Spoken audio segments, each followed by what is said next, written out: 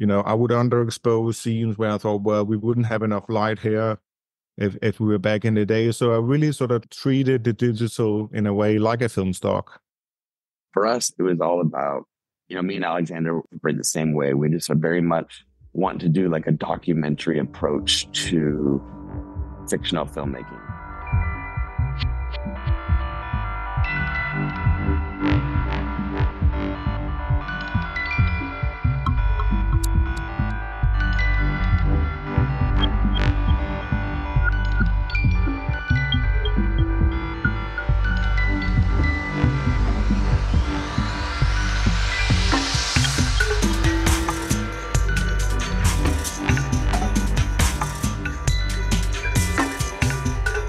Hello, everyone. Today's guest on We Need to Talk About Oscar needs no introduction, but I believe he deserves one.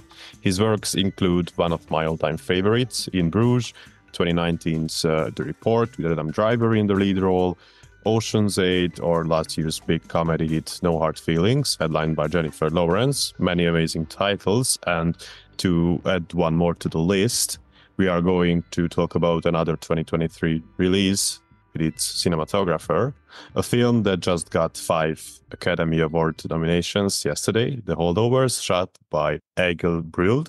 Hi, Eigil. How is it going? Hey. Happy to be here. And I'm very happy about the 5 nominations. So yeah, it's amazing. So, but more than anything, I just hope it makes more people go and watch the movie, and it's a movie I'm very proud of, and I think it deserves to be seen, and I think a lot of people are going to get a lot of joy out of it. So yeah, it's good promotion for the movie. What I love about your filmography is that you shot basically 2 of the most depressed yet funniest and multi-layered characters of this century from my perspective. And by that, I mean Colin Farrell's Ray in Bruges, and of course, Paul Giamatti's Paul in The Holdovers. And I really feel like cinematography isn't given enough credit for its role in character development and building a bridge between the actor playing the role and the audience itself. What would be your number one takeaway from depicting these emotions and character work and translating all of this onto the big screen? I mean, first of all, it's funny because I think both In Bruges and it's one of the movies that most people reference to me when I because it really sort of made its mark, and then now The Holdovers, and they're both Christmas movies, which is sort of weird. Yes. And I'm not a massive Christmas person, but I guess Christmas, I mean, it's sort of weird because I don't really think of any of them as Christmas movies, but they obviously both take place over Christmas, but I guess in a way, sort of just that the Christmas framework is the sort of the perfect sort of setup for showing loneliness and detachment and all of that. So, but that's obviously doesn't have much to do with me. But I agree with you 100%. I mean, I think whenever most of the movies I'm attracted to is usually sort of usually character-driven dramas. That's really sort of the scripts and the movies that I sort of respond to myself. I'm not a big, obviously, I like good stories or whatever, but I'm not really into sort of spectacle movies, just for the sake of spectacle, or sort of the whole Marvel or whatever. But obviously at times I enjoy a ride, in a thrill ride or whatever. But so whenever I sort of start working on a movie, a lot of it is always about, how do we sort of create the circumstances for the actors to sort of be at their best, basically. And I think and a lot of that is really sort of I always try and I operate the camera myself, which I think is really important, because then you're right there in the middle of it. You have that connection with the cast, and you sort of, what's going on, and you become part of the fabric, because obviously being an actor, I mean, I have huge respect for actors, because you really have to be very vulnerable and sort of have your guard down, and it's so I always believe that it's good to have sort of this a bubble around the camera and the cast, which is sort of familiar, and so it becomes like a little circus family or whatever, and it's really. So I take great care. I mean, a lot of that is my crew as well. It's obviously the focus puller, it's the dolly grip, it's also the boom person, and on a movie like the Holdovers, I mean, he's right next to the camera. Alexander doesn't sit in a video village or behind a monitor anywhere. He's right.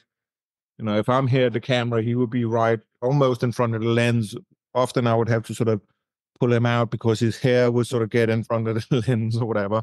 So that makes it sort of a great working environment, because also you're not shouting or talking in walkie-talkies or whatever. You can pretty much look at people, and it becomes that little sort of bubble. So that's always part of sort of my I also try and sort of I'd rather spend a little more time setting a scene up and then being able to move the camera around in whatever positions and keeping it all contained, as opposed to spending turning around and spending forever turning around. I think all of that is important, and then I think the way I sort of light and sort of camera placement and all of that is that changes a little bit, but I think on something like the Holdovers, a lot of the Holdovers is built up around portraits in a way, because it's really sort of portraits of three characters who are sort of a little bit adrift. All of them, they're a little sort of detached from each other. They're all, and then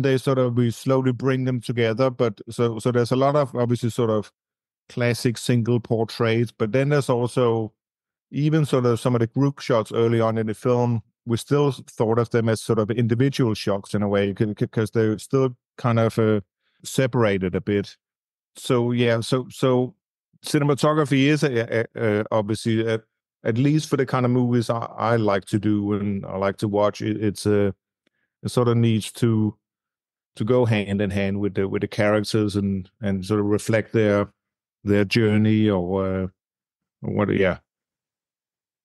Staying with the characters and their development. Here in the Holdovers, the interior of the school, the campus itself, basically serves as a base, as a setting for the story and the characters in it. And all that happens outside helps visualize and embody their struggles, their journey, and the character development I just mentioned. What was your approach while trying to depict all this?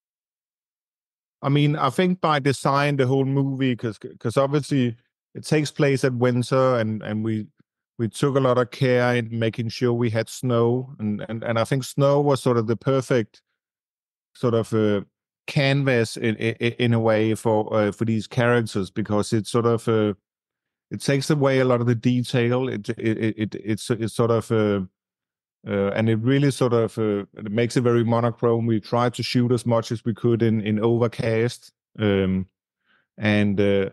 another thing, a lot of the locations we picked them for being sort of mundane. We weren't looking for sort of spectacular locations. We wanted obviously we wanted them to have character and sort of reflect the period, but the more sort of bland they were in a way, the better.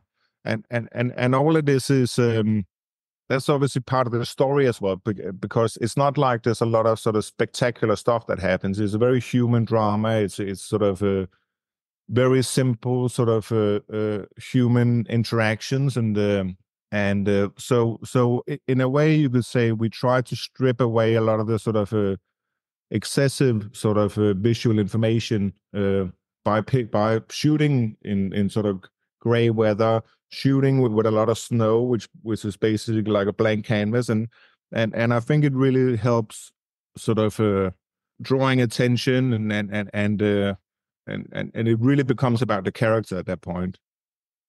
You've already mentioned the movie being a Christmas movie, and just now all the snow. Shooting snowy exteriors always has its challenges. First of all, obviously, whether you have the snow itself in order to shoot those scenes, and then comes the lighting, preservation of all the gears, and so on. Were you met with many obstacles during the shoot?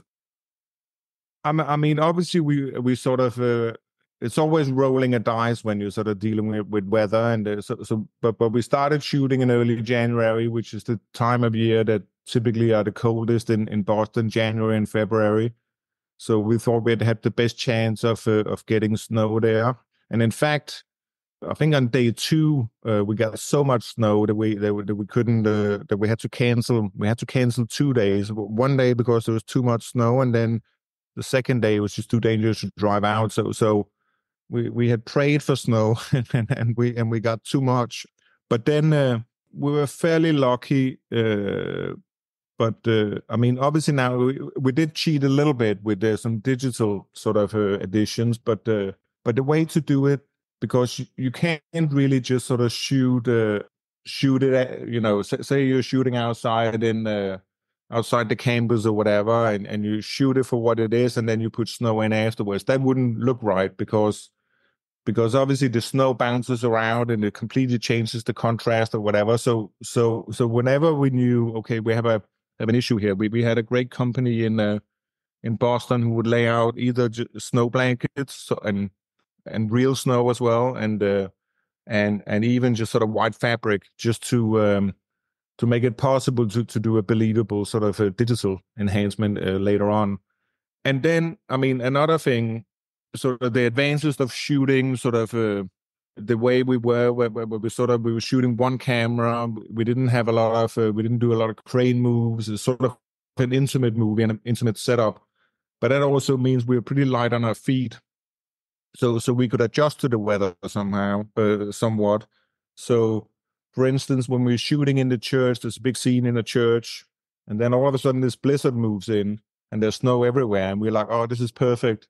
So we got Paul into his costume, and then we ran out, and then we basically did the whole opening sequence when he's walking to the mess hall in the beginning of the movie. It's all shot in real snow, and it was just because we were sort of that the whole sort of it wasn't, obviously it ends up being a big machine making a movie, but we still kept it flexible, so we could take advantage of the blizzard, for instance, in this case.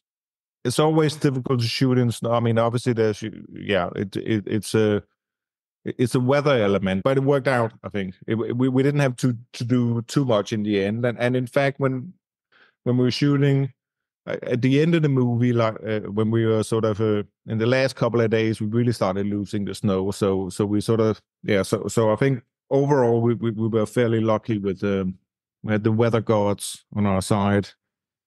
I'm glad to hear that. The film has this original 70s look, and as far as I know, in the end, it was shot on digital, but you still had to capture not even nostalgic, rather authentic look. What made this possible, and did this decision pay off after all? Was this the right call? One of the issues is obviously that we tested both film and digital. We tested 35/16. We tested reversal film, and the issue is obviously the film, because the idea from the beginning wasn't just to shoot the movie and sort of window dress it to make it look like, oh, this is in the 70s. We wanted to make it look like it was actually shot back then, and then sort of vanished, and it was sitting in someone's basement, and then 50 years later, it's like, oh wow, what's this? Oh, it's an Alexander Payne movie from the 70s.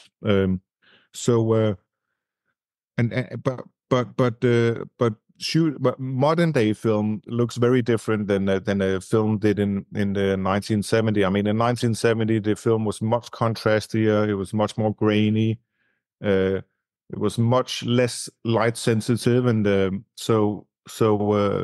and you just simply can't buy that stock anymore. And a lot of the modern day film stock is really designed for digital transfer anyways. So whenever Because obviously nowadays, even if you shoot on film, you typically transfer it to digital files, and then you can shoot it back out on film. But basically, film negative is designed to be to go into a digital post workflow, and so it doesn't have very much contrast. It's very fine grain. I realized even if we shot it on film, I would still have to sort of degrain whatever grain there was, and then do all this digital work on it. And then and at that point, it sort of became a little disheartening, and uh, and uh, and I tested and then through testing, it sort of it seemed to be to make sense shooting digital also because in the beginning, shooting a movie that's set in 1970, one approach is to say, oh, I'm just going to use all the same equipment. I'm just going to use the same methods. I'm just going to do exactly like they would have done back then. But that would just be very cumbersome and problematic in so many different ways because it was a very slow and tedious process to do movies back then. And then I started thinking about it, and what I really love about the movies in the 70s is that they really, a lot of the late 60s, 70s was a sort of breaking away from the studios. It was, making independent films. It was shooting handheld in the streets. It was really breaking all the dogmas that had been prevalent in the 50s and early 60s, and sort of getting away from the studio system and trying to be independent. And then I was thinking, well, I think that's much more interesting to sort of capture that spirit and really sort of be not having all these dogmas that I have to use this light, or I have to use this camera, I have to use this film stock. I thought, well, I want to sort of liberate my mind. And then I thought, well, if this was the 1970, and if I could have shot digital, I probably would have, because we always thought of our movie as sort of a low-budget movie made in 1970, and that's sort of what we embraced. And then shooting digital. I mean, it's not that we just shot it normally and then put all these filters on. Obviously, we did a lot of work in post, adding grain and dirt and scratches and all these artifacts, but also the way we handled the film, like because back in the day people didn't really like grain. So when you see films from that time, it's really when they didn't have a lot of light that it will get grainy because it's underexposed. So we did the same sort of thing. I would underexpose scenes where I thought, well, we wouldn't have enough light here if we were back in the day. So I really sort of treated the digital in a way like a film stock, and I think that sort of gave us the sort of the color palette and the sort of the bleakness and the sort of color, the contrast as well, that a little bit like the snow, you sort of have to, you have to handle it when you shoot it. You have to handle it, sort of prepare it for whatever you're going to do to it afterwards. So yeah, so it seemed like the shortest sort of the independent spirit way of going about making it. And it received an Independent Spirit Award nomination. Exactly. Yeah, I'm selling the. It was the perfect workplace. I read in a couple of interviews that you were given a relatively large amount of freedom while shooting this film.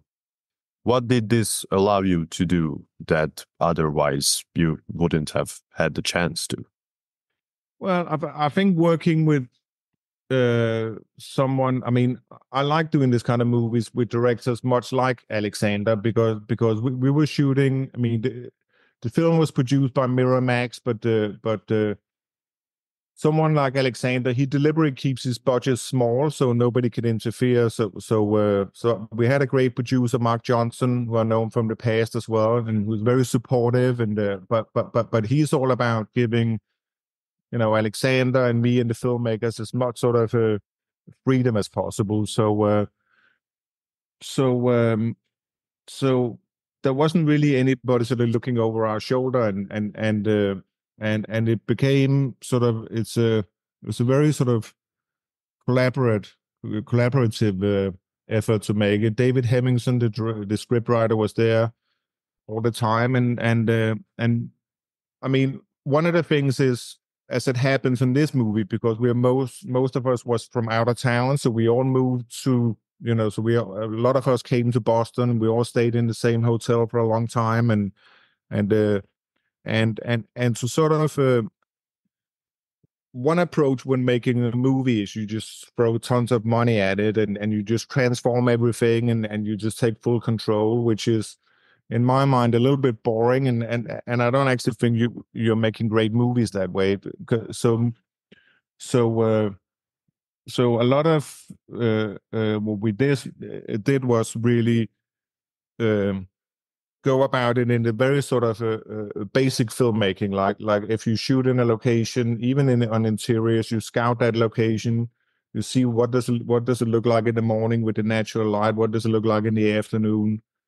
Then you talk about the scene and say, with Alexander or the production designer, said, what if we moved things around and they were sitting over here, say, and then you start thinking, well, could we if we shot this between 9 and 12 and we blocked the windows over here, then we would get this kind of this light, and then that obviously Alexander has to sort of think, yeah, I think we can shoot it in 3 hours, and the first AD has to be able to schedule it, and it's really sort of the nuts and bolts of filmmaking, and I think that's sort of how you, rather than just sort of tending everything out and then lighting it with massive lights, and sometimes you have to do that. I mean, on other movies, I've had to do it for sort of practical reasons or whatever. But I love on this kind of movie is that you're really sort of you're not just sort of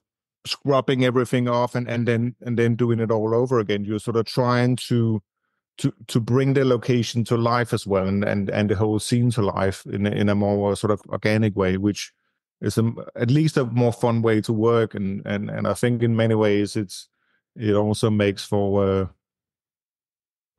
better movies, I hope, at least. It does. You've already mentioned the fact, but I'd still like to touch on it a little bit furthermore, that Alexander Payne is well known for not standing in front of a monitor, but right next to the camera. What I'd like to ask is how singular this approach is, and what does this add to your work, and what difference does this make? I mean, it means obviously we set up the shot together and figure out, how exactly, the shot's going to work.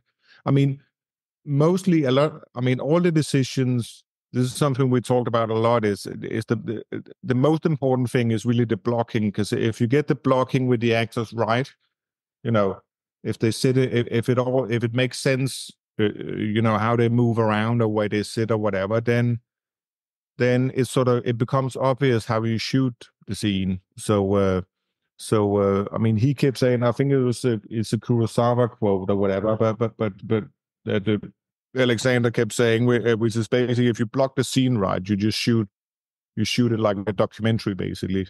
So that's what we would do first. Obviously, we would think about blocking beforehand if there were certain things like when Mary, when we meet her the first time and she's in front of the television in the room, we wanted it to feel like she was sort of a little bit on an island in an ocean, in a way, in an ocean of darkness. So we sort of obviously sort of designed the room to sort of help us with that idea, and then a lot of the blocking in a scene like that, which is really simple, is really where they sit in the couches. Are they separated, or if you look at it in the beginning, there's sort of space between them, and then slowly, as we come back later on, they get closer and closer together. So it's all these sort of that it's really the blocking that tells you how you sort of shoot the movie, and that's where sort of the decisions get made. And and Alexander is very good at that, and he gives the actors a lot of freedom, and the actors really appreciate that sort of intimacy of him being there. Like I heard Paul was talking about it. There was a Q&A after a screening a few weeks ago, and he was telling, he was saying, it can't remember actually if him who said it or Divine, but basically there's no hierarchy on that movie. It's not like there's a judge behind the monitor who sort of with the gavel says, or it's passed, or or you can go to hell or whatever. It's all happening right there, and it's just very sort of it's very eye to eye basically, and that's really, Alexander is a great director and everything, but he's also a great human being, and he really, so he's very good at sort of getting everybody to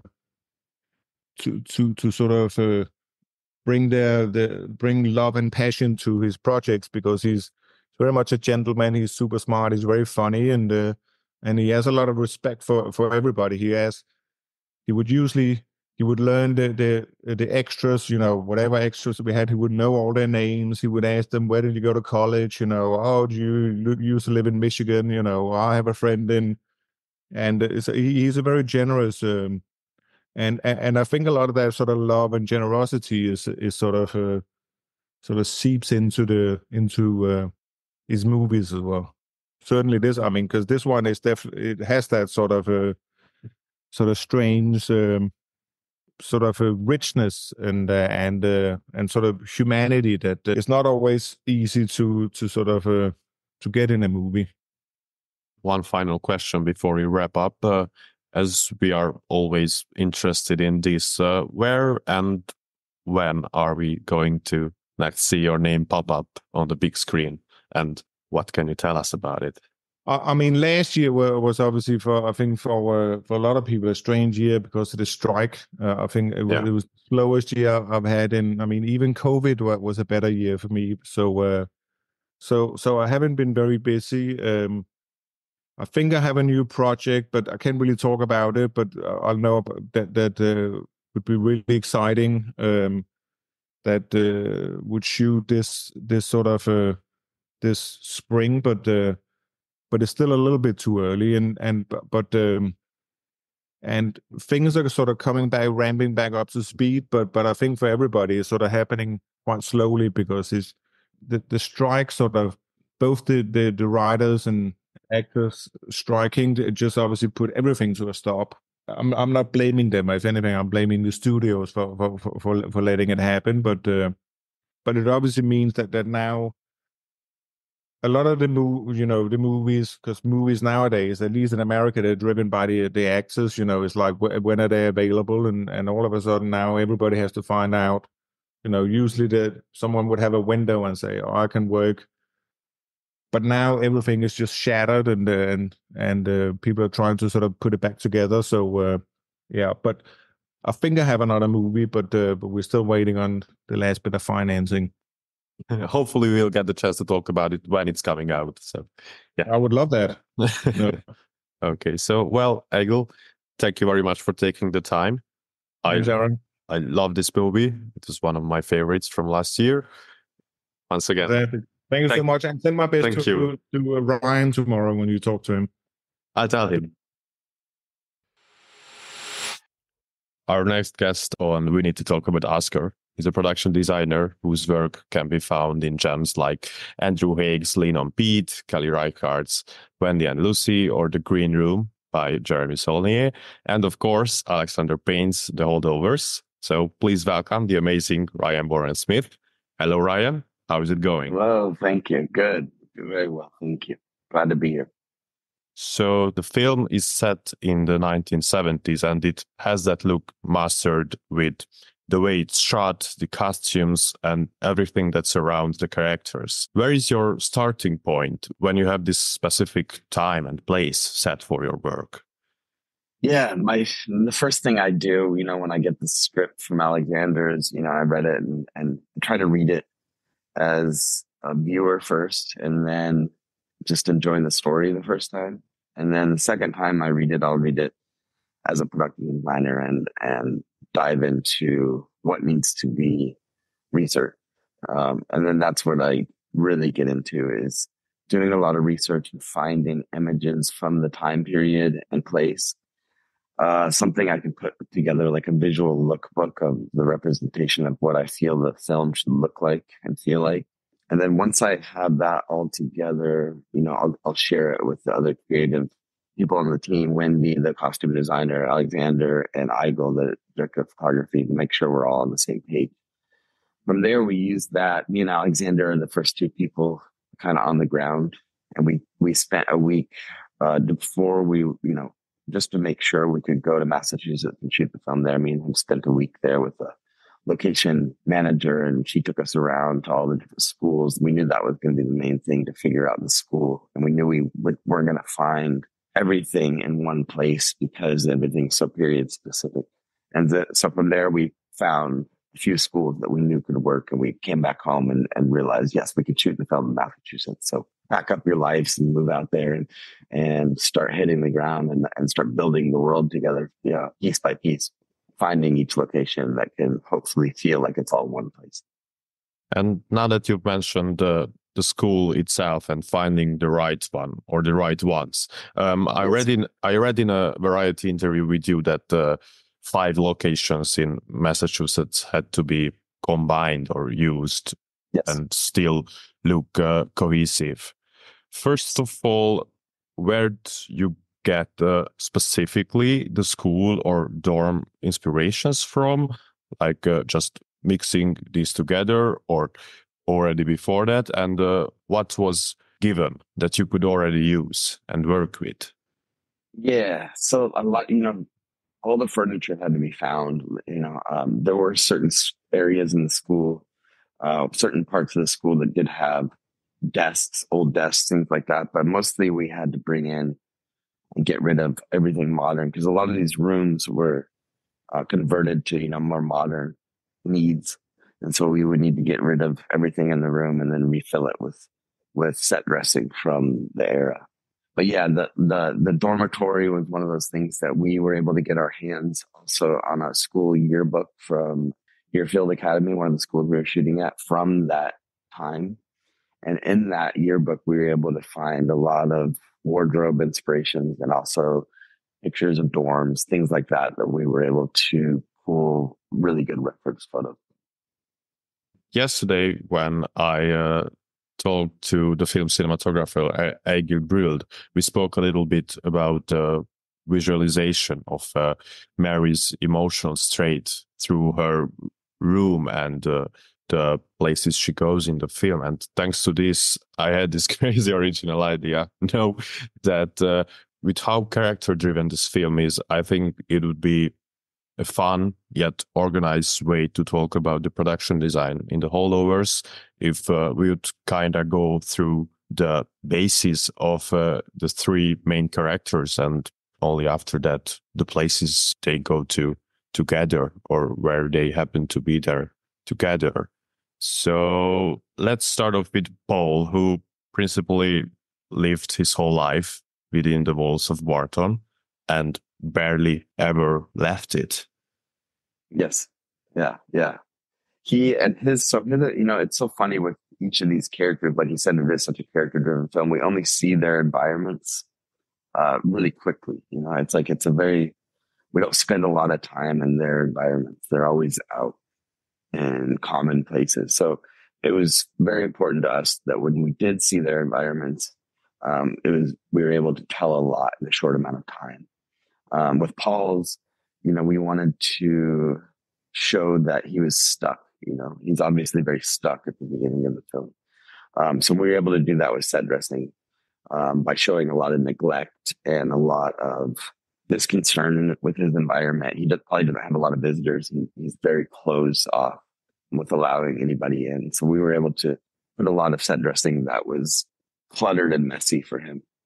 And then there is Angus, who basically bounces around, and not just mentally but physically as well, all around the movie. We first see him in his dorm room, but then the holidays come, and from then on switch places all through the movie. We can see a young man searching for his place in this messed up world, trying to reconcile with the fact that his mom has a new guy in her life and that his dad can't really be there for him, and all these surrounding him. Yes, yeah. With him, he's very lost as well. I think him and Paul are both lost, and they're kind of floating around in this orbit together, very similar but very different. Yeah. So with him, he was very heartbroken as well. He wore that on his sleeve, and it's but his moral compass is always very sweet. I love the scene of him with the boy who keys the bed at night, and he's able to, you're able to see a little glimpse into his heart in these little moments in the script, which I really love so much. Yeah, it's one of those little heartfelt moments that are not nearly talked about enough, but still are just there for you and for everyone. Yeah. I think the script is really great that way, where it's, gives you these little moments that aren't spoon fed to you, but they add, they're really small, but they add a big. And then last but not least, there is Mary, who is in the middle of mourning his son. We either see her watching the TV, watching some shows, or in the kitchen in the first part of the movie. And that's, I think that's important to see her in her kind of domain in the kitchen at first. That's an amazing thing. And then we really only see one glimpse into her actual home. And that was a real important thing for us as well, because that it was not scripted to see her boy's bedroom, but we found a location that opened up the opportunity for us to create her boy's bedroom. And we were able to do that, which is a really fun set to create, because it says a lot by showing a little, and kind of you feel his environment, you feel his presence there and what he was into. And it's just a quick glimpse, but it's a very important small moment in the film, I believe. And then in the second half of the movie, we can see them not in their natural environment or what they are used to, like at the dinner or Christmas party, or the whole party in Boston with Paul and Angus, where we get a lot of exterior shots as well in Boston, but also the mental institute. Were those actually shot in Boston? There was the exteriors. The exteriors were when we would shut down city streets and be able to redress and completely make it a 1970s street. Those were in actual downtown Boston. The mental institute was outside of Boston, but it was an old mental hospital that had been abandoned and now was really only being used for people filming, And so we went in there, repainted everything and built walls and put the floor back together. But the exteriors were all real Boston. And what me and Alexander did there is we just would walk around. When we first got there, me and him would spend hours walking around Boston to find little pockets that hadn't been changed too dramatically architecturally. So we could find these little areas to build. And then we just do that by, changing out signage, set dressing in windows. And then we add snow car, period picture cars to the street. And you create the environment.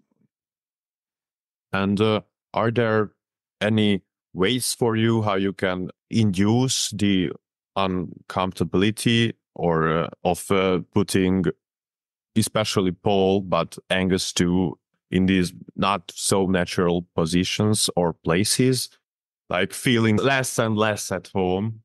Yeah. And I think we do that a lot through the colors we chose, especially the one that sticks out is the mental institution there. It's a very bland, kind of no personality place for them to end up. And it's a very heartbreaking moment as well, even with his father. Yeah. So you want to have the right colors around that support the feeling.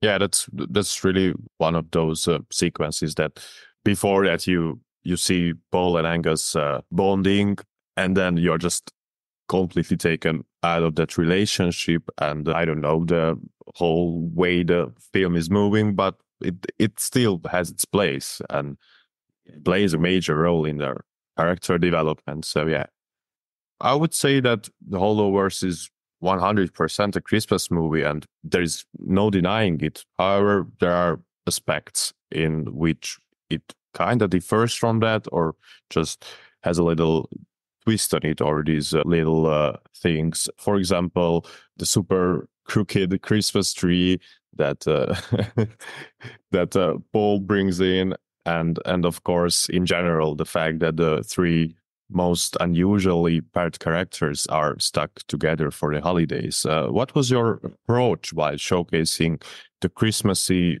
feeling of it, and how did you balance with it not becoming too cheerful or carefree, light-hearted, I would say? Yeah, yeah. Well, it's funny, like when we were making the film, it never crossed my mind that we were making a Christmas film. You know what I mean? Of course, it took place that during that time, I was fully aware of that and the set dressing needed for that, but I never saw it as that. Now, after seeing the film as a viewer, I can see that yes, we made a Christmas film, but it was not something that we ever intentionally set out to do. And so for us, it was all about, me and Alexander operate the same way. We just are very much want to do like a documentary approach to fictional filmmaking. And so we want to make all the sets seem very real and like not distracting. The story has to be number one always. And so our main concern going in and making a period film, which Alexander had never done before, but I have, is that a lot of period film we see become real flashy in your face and almost cartoon-like with all the set dressing, the cool stuff from retro stuff. And so we very much wanted to make things very subtle and not distracting. So with the set dressing and Christmas decorations, it was the same thing. We wanted to have touches of it here and there, but we never wanted to go overboard because it wasn't like it is now. Like people go crazy now with Christmas decorations, but back then it was very subtle and not used as dramatically as it is now. There are so many parts, so many important parts of the set that are right in front of our eyes. But what really interests me is what would you say are the smallest of details that you put into this movie, which probably no one really noticed or would ever notice, but you put it there. I mean, obviously everything is put there deliberately, but still. Yeah, but one thing that the set decorator Marcus is an old friend and collaborator of mine. We've been working together for maybe 6-7 years since True Detective. And we've become very, very good at, we dress the full set. We don't go in and just do what's scripted. We do, everything in the closets, everything in the drawers, anything that you wouldn't see, just so it feels correct. And also we never want an actor to improvise on the day and be able to open something up and see an empty drawer or something and take himself out of her out of the scene. And so we've gotten really, really good this collaboration where we dress the full set no matter what. And so I feel like those little details, they really add up in a way that the viewer never really knows, but I think it helps the performance. It helps the cinematography. It helps everything for them to have no limits to what they can shoot in one of our sets. As far as I know, your next work we are going to be lucky enough to see is the next film by Mr. Saulnier, Rebel Ridge. Is that right? Yes. And a Netflix movie. And what can you tell us about that project? So yeah, that's I can't wait to see it. I haven't seen it yet, but I've heard it's wrapped up now. He's finished editing and they're doing all the color timing and everything now. So the picture locked a few weeks ago. But yeah, this is me and Jeremy's fourth collaboration, and it's a really cool script that he wrote. He's editing it himself for the first time, and it's about a African American man who gets wronged by like a racist police chief in Louisiana, played by Áron. Yes, exactly. Played by Áron, and it's sort of like a revenge film. It's going to be Jeremy's like Rambo. his take on like a revenge film, and it's really cool script and very timely, and I too am very excited to see it because it was years. We got shut down a few different times, and we had to go back 3 times to finish it. And it's been a long undertaking, so very excited to see. Can't wait to see it. Well, Ryan, thank you so much for taking the time and for giving us this behind the scenes look at this wonderful movie. Thank you. Thanks so much for your interest in the film and my work. I really appreciate it. Thank you.